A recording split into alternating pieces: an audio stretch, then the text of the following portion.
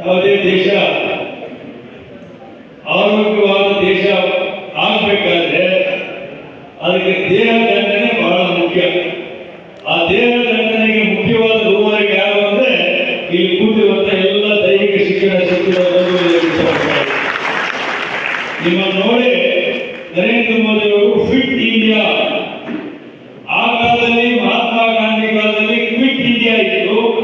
ಈ ಕಾಲದಲ್ಲಿ fit India ಅನ್ನು ಮಾಡಬೇಕು ಒಂದು ಘೋಷಣೆ ಆಗಿದೆ ನರೇಂದ್ರ ಮೋದಿ ಅವರು. ನಿಮ್ಮೇ ಭರವಸೆ. ಹಾಗಾಗಿ ಖೇಲೋ ಇಂಡಿಯಾ ಒಂದ್ ಕಡೆ, ಮೊನ್ನೆ ವಿಶೇಷವಾಗಿ ನಮ್ಮ ಸಂಸದರ ಖೇಲೋ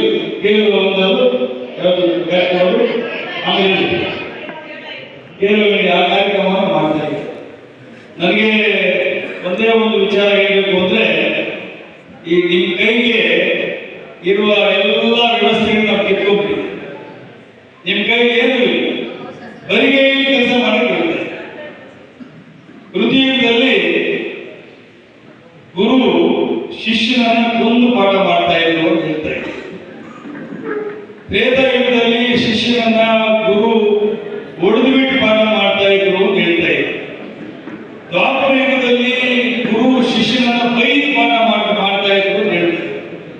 ಆದ್ರೆ ಕಲಿಯುಗದಲ್ಲಿ ಶಿಷ್ಯನಿಗೆ ನಮಸ್ಕಾರ ಮಾಡಿ ದಯವಿಟ್ಟು ಸ್ಕೂಲ್ ಪಾಠ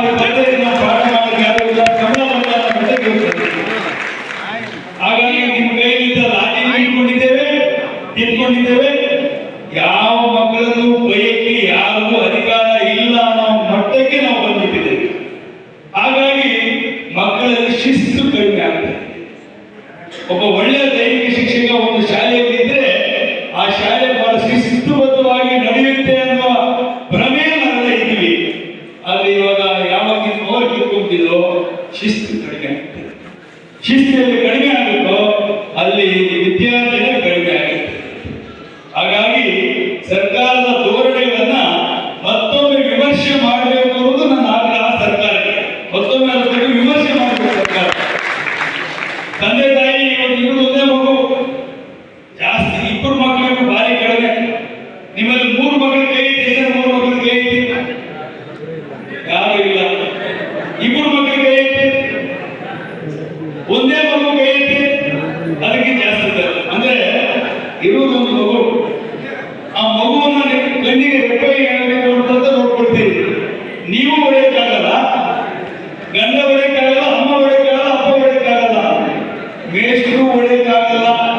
ಅಂದ್ಮೇಲೆ ಅವ್ರ ಗತಿಯೇನು? ಹಾಗಾಗಿ ಇದ್ರ ಬಗ್ಗೆ ಒಂದು ವಿಮರ್ಶೆ ಆಗಬೇಕು ಅನ್ನೋದು ನಾನು ಮೊದಲೇ ಆಗಲ್ಲ. ಎರಡನೇದು, ದೈಹಿಕ ಶಿಕ್ಷಕ ಸಮುದಾಯ ಈ ಶಿಕ್ಷಣ ವ್ಯವಸ್ಥೆಗೆ ಅಡಿಪಾಯ ಒಂದು ತರಗತಿ ಹಾಕುವ ಸಂಸ್ಥೆ ಯಾವುದೋ ವ್ಯವಸ್ಥೆ ಇದೆ.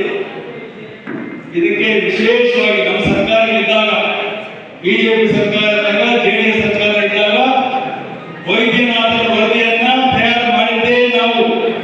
ಹೌದಲ್ವಾ?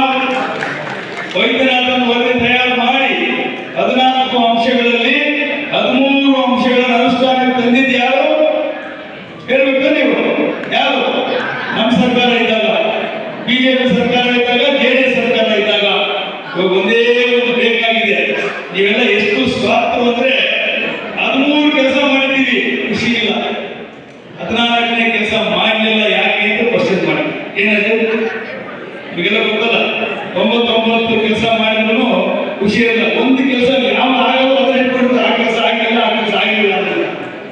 ಈ ಸಿಎಂಆರ್ ಒಂದು ಮಾತ್ರ ಇಟ್ಕೊಂಡಿದ್ದೀವಿ. ನಿಮಗೆ ಪಠ್ಯ ಪುಸ್ತಕ ಕೊಟ್ಟಿದ್ದೀವಿ, ಟಿಪಿಒಗಳು ಕೊಟ್ಟಿದ್ದೀವಿ, ಡಿಪಿಐ ಕೊಟ್ಟಿದ್ದೀವಿ, ಡಿಪಿಐ ಕೊಟ್ಟಿದ್ದೀವಿ, ಎಲ್ಲ ಕೊಟ್ಟಿದ್ದೀವಿ. ಆದ್ರೆ ನಿಮಗೆ ಸಿಎಂಆರ್ ಮಾಡಿದ್ರು